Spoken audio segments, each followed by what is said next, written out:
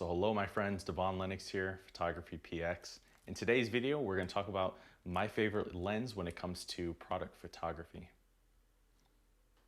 All right, so here we are on set. We're going to be recording a multitude of different videos, but kind of wanted to show you guys a little bit, give you guys a little bit more insight before we go into the behind the scenes of this upcoming shoot that we're going to knock out and show you guys. But I wanted to talk about the importance of lens selection when you're shooting product photography.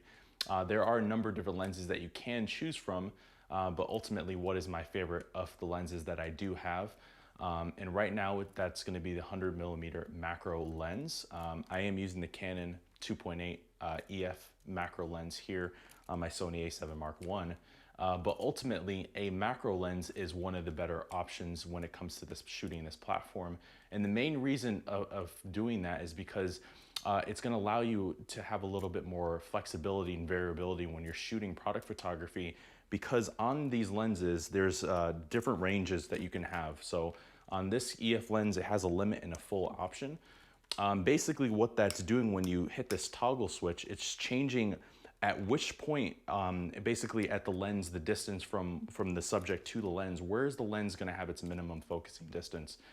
So this allows you to really get in tight when it comes to doing macro shots, like having your subject, your product, whatever you're shooting, a watch, a piece of jewelry, or whatever it may be. You can get really tight and you can fill the frame with the entire product, which is not something you can do without a macro lens. And that's part of the reason why this is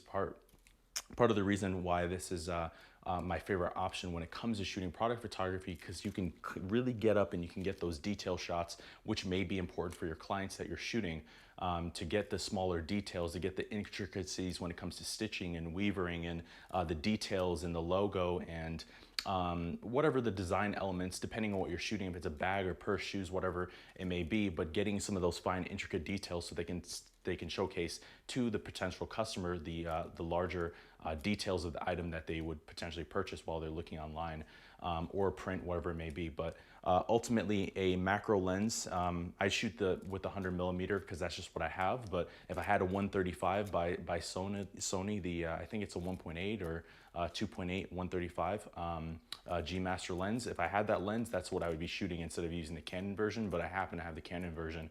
And that's kind of the reasoning why. It just allows you to get really tight in. It allows you to still maintain the same distance that you can get with an 85. But then also, I don't know if you guys are familiar with lens compression, but the longer your focal length, going typically past, let's say about 60, 70, 80 millimeters, you start to basically narrow out and have more of a, I guess, more of a true compression when it comes to distortion on the way that we see an image, and it makes the image a little bit more compressed and just more true to what we see. Granted, our eyes are basically 35 millimeters, but once you start to go above that, it starts to make our field of view a little bit more narrow, which tends to be more flattering. Both when it comes to shooting subjects, but also flattering depending on when you're shooting objects, products as well.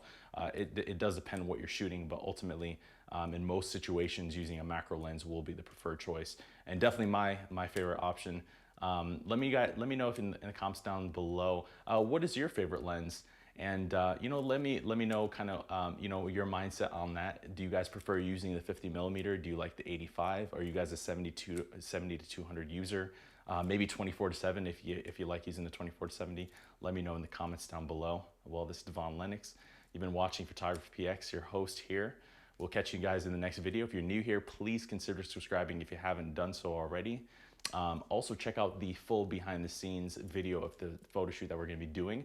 I will also be showing you guys the retouching process as well if you're curious. Thank you for watching today's video. I hope you found the contents of today's video insightful and added value to you. If you're new here, please consider subscribing if you haven't done so already.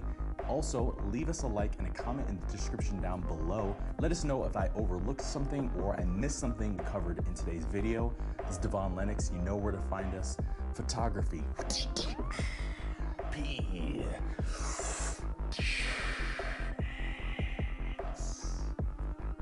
.com.